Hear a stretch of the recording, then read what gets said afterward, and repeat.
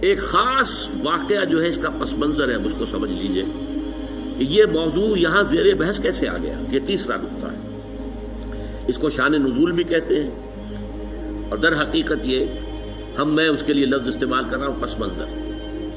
اس آیت کے پس منظر میں تحویل قبلہ کا جو واقعہ ہوا ہے وہ ہے، آپ کے علم میں ہوگا کہ حضور جب تک مکے میں رہے آپ نماز ایسے پڑھتے تھے، خانہ کعبہ کے جنوبی سمت میں کھڑے ہوتے تھے جو رکن یمانی ہے، اور دوسرا وہ رکن ہے جس میں کہ حجر اسود نصب ہے۔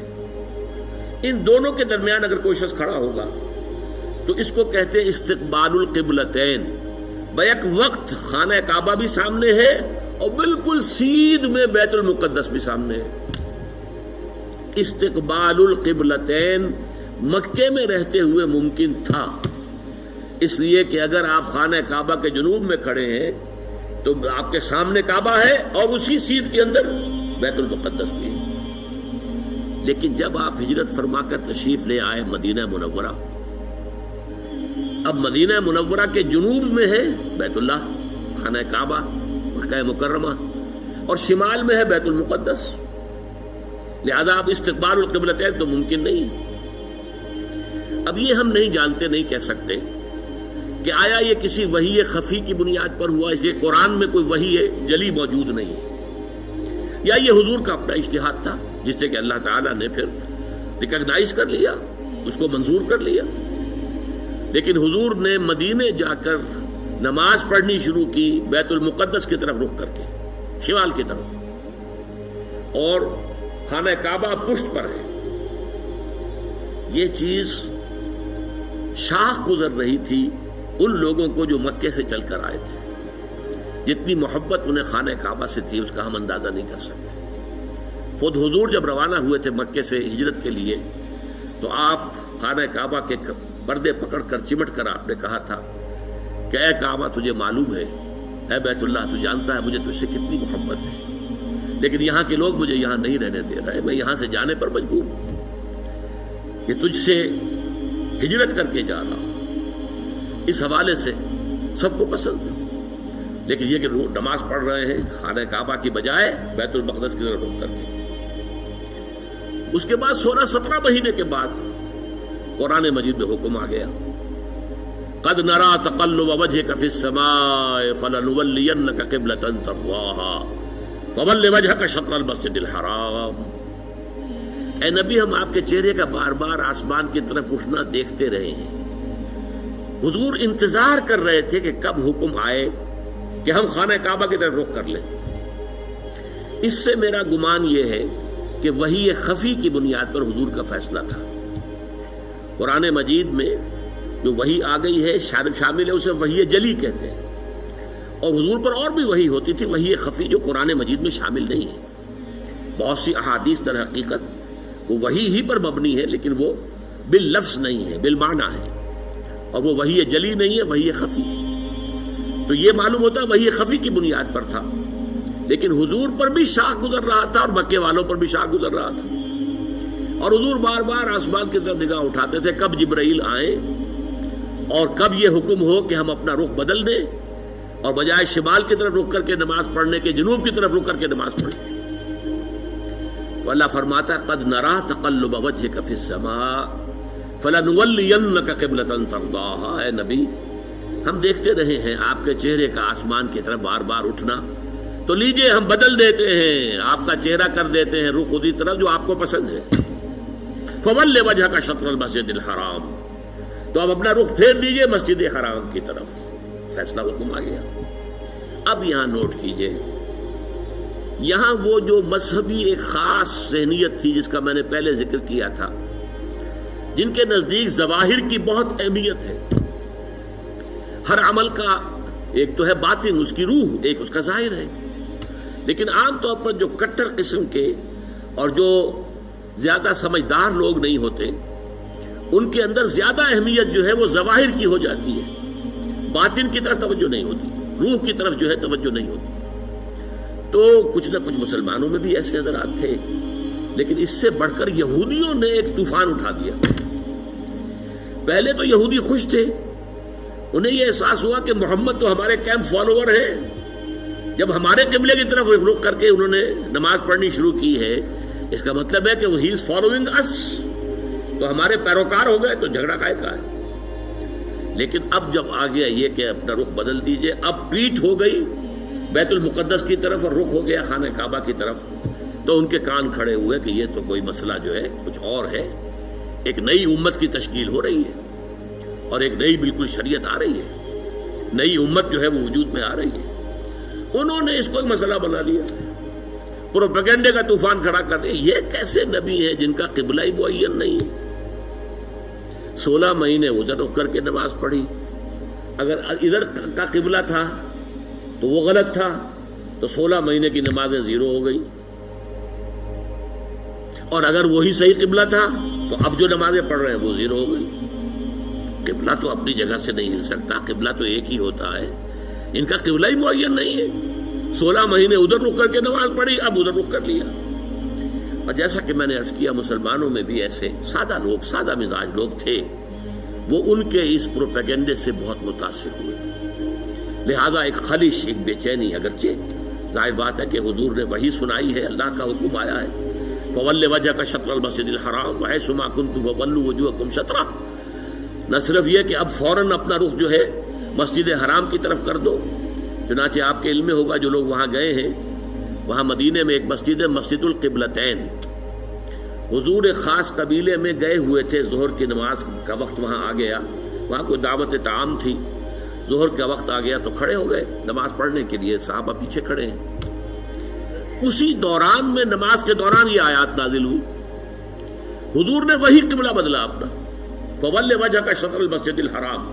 اب حکم الہی آنے کے بعد تو تاخیر 1 منٹ کی بھی جائز نہیں، تو فوراً آپ نے رخ بدل لیا اور تمام نمازیوں نے بھی رخ بدل لیا.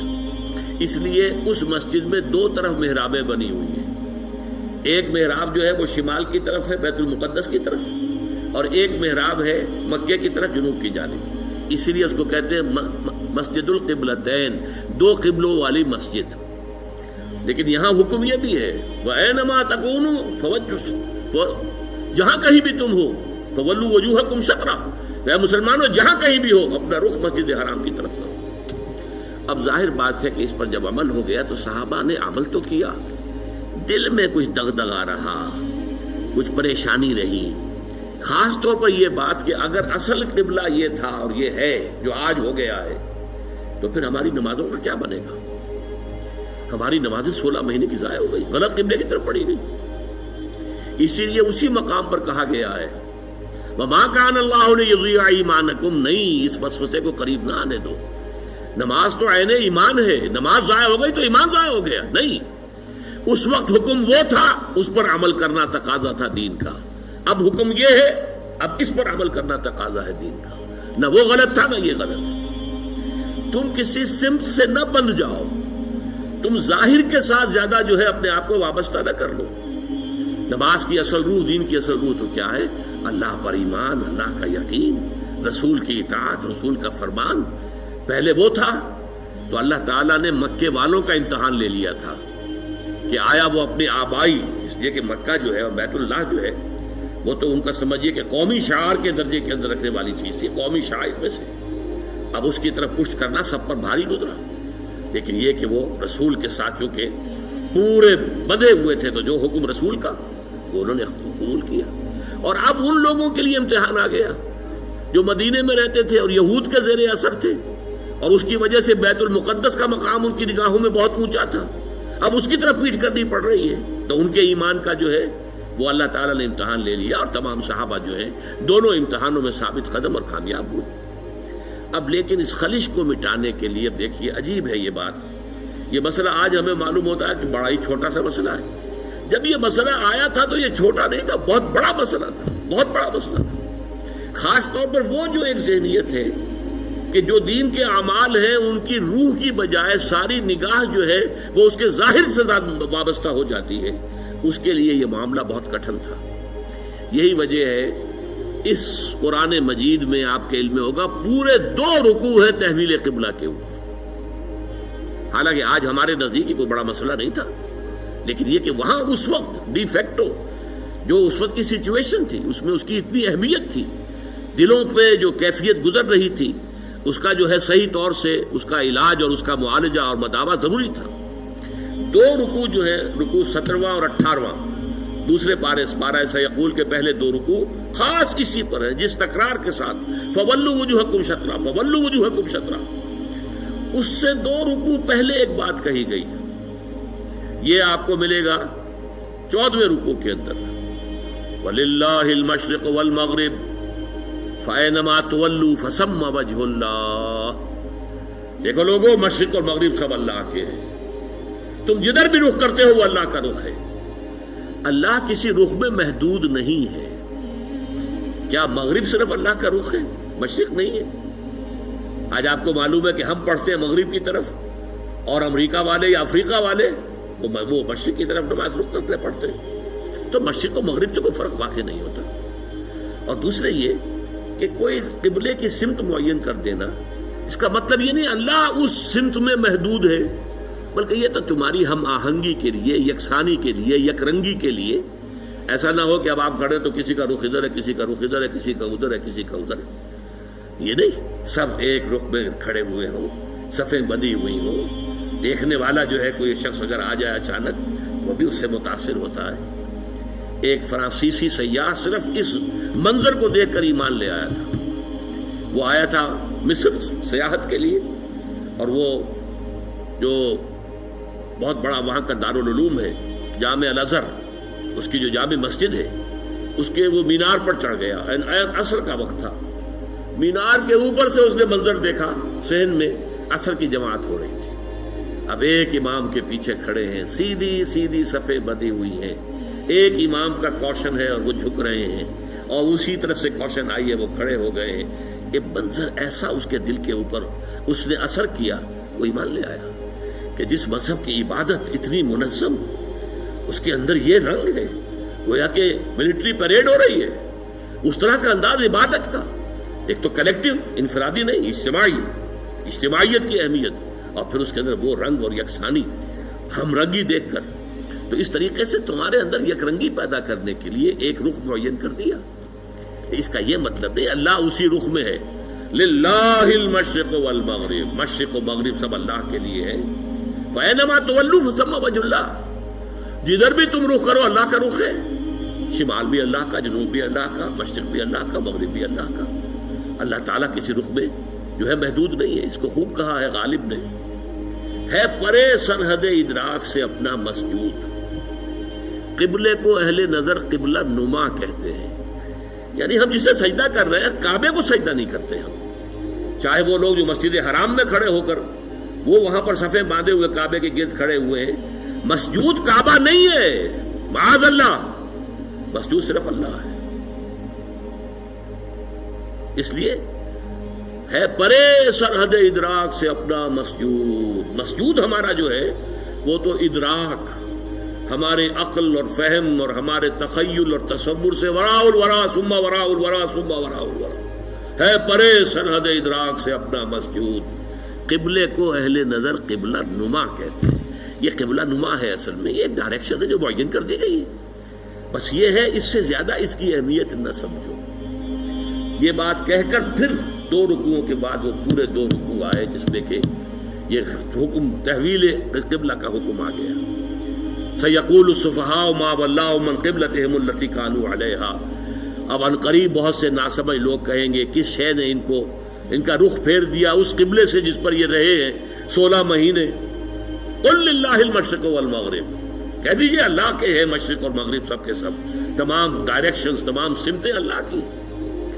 اب دیکھیے اس کے بعد دو رکوع میں تحویل قبلہ کے احکام لانے کے بعد پھر دو رکوعوں کے بعد 19-20 نکال دیجئے، پھر 21ویں رکوع کی یہ پہلی آیت ہے۔ گویا کہ یوں سمجھیے کہ یہ جیسے میرا دھڑ ہے، دو رکوع 17-18 یہ تو میرے دھڑ کے مانند ہے کہ دو رکوع مکمل ہے تحویل قبلہ کے حکم پر، لیکن دو رکوع پہلے بھی ایک آیت آ گئی، للہ المشرق والمغرب فَأَيْنَمَا تُوَلُّوا فَثَمَّ وَجْهُ اللَّهِ۔ اس کے بعد بھی اگر کوئی خلش رہ گئی، کوئی دل کے اندر جو بے اطمینانی رہ گئی، ہوں گے کچھ لوگ، اب اس کے لیے آخری جس کو کہیں گے موپنگ اپ آپریشن، 2 رکوعوں کے بعد لیس البر ان تولوا وجوہکم قبل المشرق والمغرب، نیکی یہی نہیں ہے کہ تم اپنے چہرے مشرق و مغرب